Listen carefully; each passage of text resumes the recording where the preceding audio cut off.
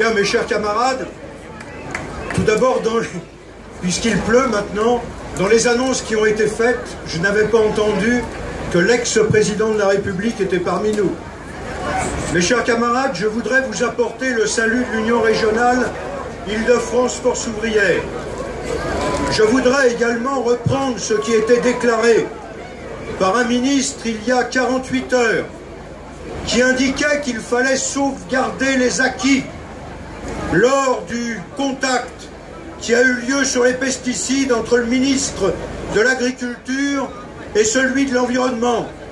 Mes chers camarades, sauvegarder les acquis, c'est bien évidemment tous ceux que nous défendons avec beaucoup de force depuis un certain nombre d'années, ceux de 1936 et ceux de 1945.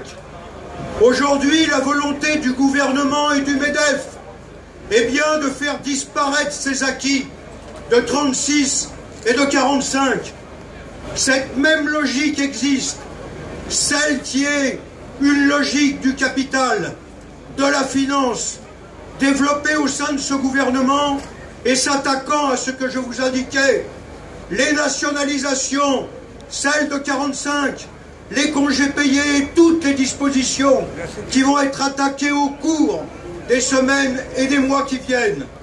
Alors, mes chers camarades, il y a eu cette forte mobilisation qui a duré près de 6 mois de lutte contre la remise en cause du Code du travail et la loi El Khomri.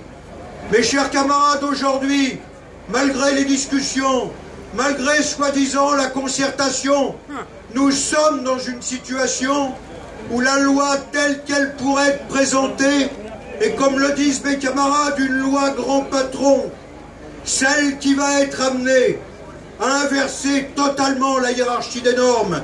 Il n'est pas pensable un seul instant que l'on ne remette pas en cause la branche au service de l'entreprise et de ce que les patrons pourront y décider. Mes chers camarades, c'est aussi la mise en œuvre du contrat à durée indéterminée pour des projets et des chantiers. C'est bien la disparition, là aussi, finalement, de ce travail indéterminé ou du contrat de travail indéterminé au cours des prochaines périodes. Et puis, c'est la casse des indemnités dans le cadre des prud'hommes. C'est les facilités de licenciement. C'est la fusion des IRP. C'est finalement la casse totale de notre code du travail.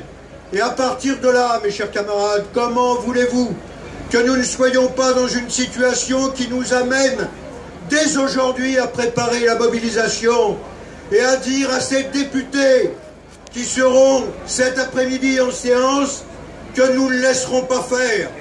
D'autant, mes chers camarades, et vous l'avez entendu à cette tribune, que finalement, la ligne qui sera suivie, celle qui devrait durer 18 mois, c'est bien la remise en cause de nos régimes de retraite, et particulièrement du régime de retraite par répartition.